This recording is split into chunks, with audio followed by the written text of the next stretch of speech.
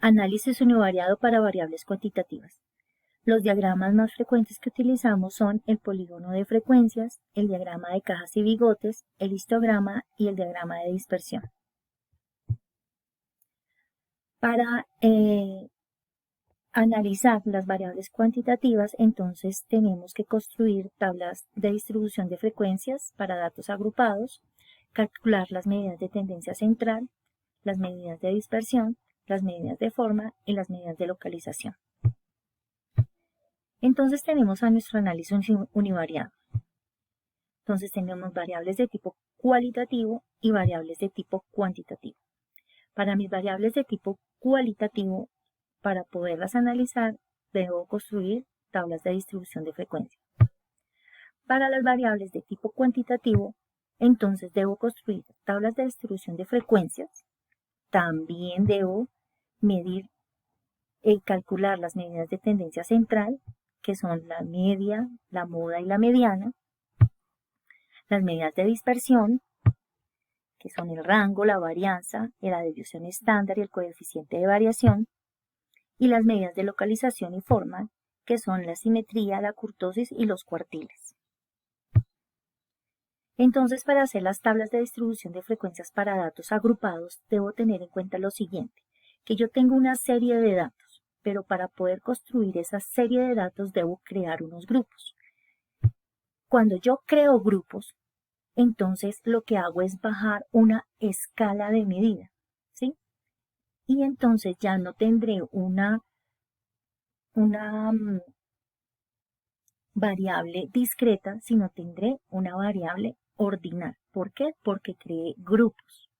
¿Listo? Entonces, para crear esos grupos, primero tengo la primera opción, el primer método de formar grupos por conveniencia, ¿sí? Luego es agrupar esa variable utilizando la información que nos da la literatura y la que nos proponen los organismos ya gubernamentales como el DANE o la Organización Mundial de la Salud, que nos dicen qué grupos son los que yo debo formar con esa variable cuantitativa.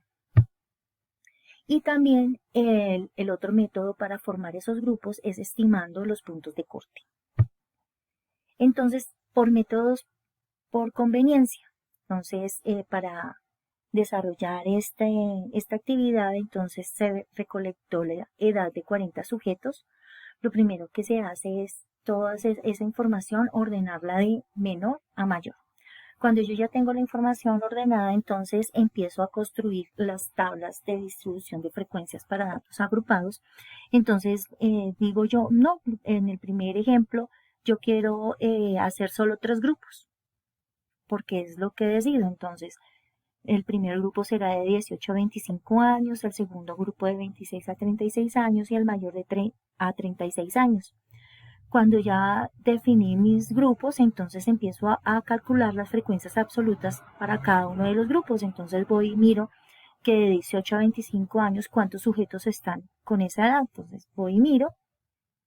En este caso, entonces, cuento 1, 2, 3, 4, 5. Entonces, tengo 5 sujetos que están de 18 a 25 años y ese es el valor que registro. Y así continuamente sigo completando la tabla. Cuando ya tengo todos los valores de la frecuencia absoluta, entonces calculo los valores de la frecuencia relativa y de la frecuencia relativa acumulada. Otro investigador dice, no, yo lo que quiero es establecer como punto de corte de 25 años. Entonces solo me interesa saber de ese grupo quiénes son mayores a 25 o menores a 25. Otro dice, no, yo quiero mi punto de corte de 65 años. Entonces es lo mismo. Entonces se crean solo 2 grupos. Esto es uno definir los grupos a conveniencia. Después dice otro investigador, dice, no, yo voy a ser más estricto en mi investigación y voy a utilizar los puntos de corte que establece el DANE y la Organización Mundial para la Salud para la variable edad, en donde dice que la amplitud es de 4. Entonces ellos parten de 0 a 4, de 5 a 9, de 10 a 14, de 15 a 19, y aquí pues como es la serie que nos interesa, entonces es en donde comienza nuestra tabla, y entonces empezamos a tener los grupos aquí. Entonces tenemos los grupos de 15 a 19, de 20 a 24, y así sucesivamente hasta llegar a nuestro valor máximo, que es 89, que es de 85 a 89 años el último grupo. Y de igual forma entonces calculo la frecuencia absoluta.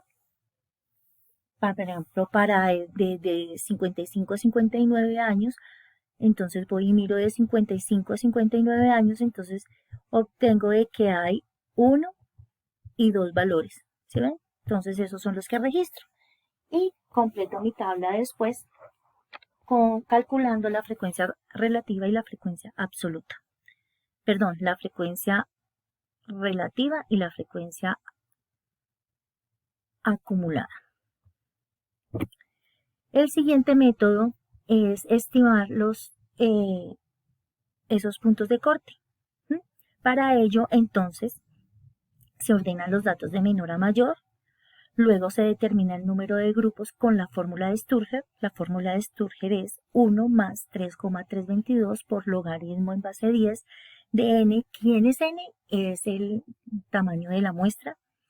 Luego, como tercer paso, se determina el rango. El rango es el máximo menos el mínimo, y la amplitud se determina con la fórmula en donde se divide el rango entre el número de intervalos. Esto es solo para variables cuantitativas. Entonces vamos a desarrollar, vamos a estimar los puntos de corte siguiendo estos pasos.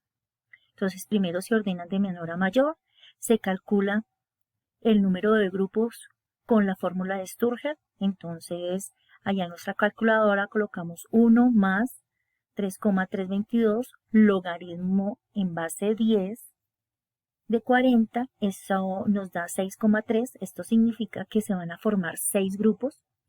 Luego calculamos el rango es 89 menos 18, nos da 71, y luego calculamos la amplitud. La amplitud entonces nos quedaría 71 dividido 6,3, eso nos da 11,26. Tomamos solo el valor entero, entonces tenemos que hacer nuestra tabla con una amplitud de 11. En sus calculadoras tienen que buscar esta función, la que dice logaritmo, LOG. Ese es el logaritmo en base 10. Entonces ustedes allá escriben 1 más 3,322 por, no se les olvide, por logaritmo. Ahí sí le colocan la teclita, la oprimen, y en este caso escribirán 40. Y entonces formamos nuestra tabla de distribución de frecuencias. Entonces, como el valor mínimo es 18, entonces partimos de 18. La amplitud 11. Entonces, 18 más 11 igual 29. Ya tenemos nuestro primer grupo. Luego vamos al siguiente grupo. 30 más 11, 41. Al siguiente grupo. 42 más 11, 53. Y así sucesivamente completamos nuestra tabla. Como nos damos cuenta, tenemos 6 grupos con una amplitud de 11. Y de igual forma, entonces vamos y establecemos la frecuencia absoluta para cada uno de los grupos. Vamos, la determinamos. Cuando ya tenemos la frecuencia absoluta, entonces calculamos frecuencia relativa y frecuencia relativa acumulada. Ahora pasamos a las medidas de tendencia central. Entonces, para las medidas de tendencia central, como ya hemos dicho, son la media, la mediana y la moda. La media. La media es la medida de tendencia central más común y es la sumatoria de los datos observados dividiendo entre el número de observaciones de la muestra. Se calcula con la siguiente fórmula. X barrita igual a la sumatoria de los X sub i sobre N. N es el tamaño de la muestra. Entonces, en este caso, empezaríamos a sumar. 18 más 18 más 20 más 23 más 25 más 28 más 29 y así sucesivamente. Ese valor entonces nos da 1792, lo colocamos en el numerador y en el denominador entonces colocamos el número de la muestra que es 40. Hacemos esta división y nos da 44,8 años. La media de la edad es 44,8 años. Ahora entonces vamos a calcular la mediana. ¿Quién es la mediana? La mediana es el número situado en medio de un conjunto de datos ordenados, ¿sí? Entonces, para poder calcular la mediana, lo primero que hallamos es la posición en donde se encuentra la mediana.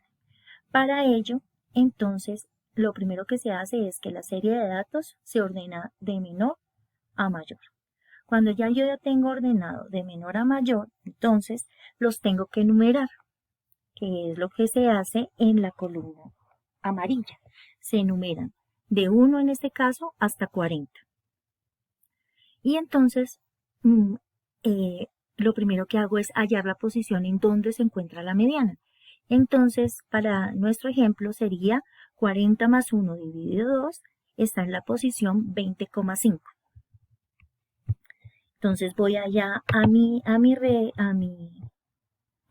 digo, bueno, voy a mirar a ver quién está en la posición 20,5. El valor que esté en la posición 20,5 es el valor de la mediana. Entonces, como ustedes se dan cuenta, están numerados todos los valores. Voy ubico el 20,5 sería más o menos ahí.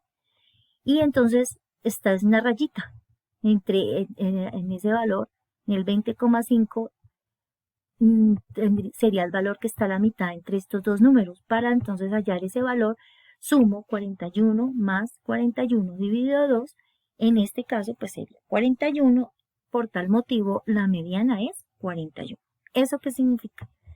Lo que significa es que el 50% de las edades están por debajo de 41 años. ¿Listo?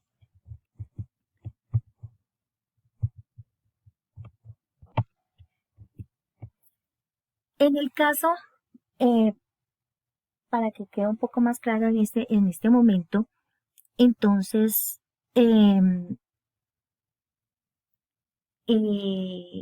si yo tengo 15 datos, los ordeno, calculo la mediana. En este caso son 15 datos más 1, daría 16, dividido 2, 8. O sea que el dato que esté en la posición 8 es el valor, es la mediana. En este caso, entonces es facilito, como está el 8, en la casilla 8, ¡chum! Ahí está, es 29. Entonces, por tal motivo, la mediana es 29. En el caso de que los datos sean pares, que nuestro n sea par, entonces sería 16 más 1 dividido 2, da en nuestra posición 8,5. Entonces, en la posición 8,5, sucede esta situación, ¿cuál es? 29 o 30. Para hallar el valor, entonces sumo 29 más 30 dividido 2, me da 29,5. Ese es el valor de la mediana. Luego viene la moda. ¿La moda quién es? Es un conjunto de valores que se repite con mayor frecuencia. Si todos los valores son diferentes, no hay moda. Y si un conjunto de valores puede tener más de una moda. Entonces, en nuestra serie de datos, entonces empezamos a mirar cuál es el que se repite más. Ahí nos damos cuenta que el valor que se repite más es 35. Por tal motivo, la moda sería 35. Si no se repitiera ningún valor, pues entonces quedaría la moda vacía. No habría valor para la moda, perdón. Si se repite, si tengo 2 o 3 series que se repiten con 2 valores, pues entonces registraría que se registrarían entonces 2 o 3 o 4 modas. Entonces, hasta este punto hemos visto que para calcular las medidas de tendencia central tenemos los valores de la media, la mediana y la moda. En el siguiente video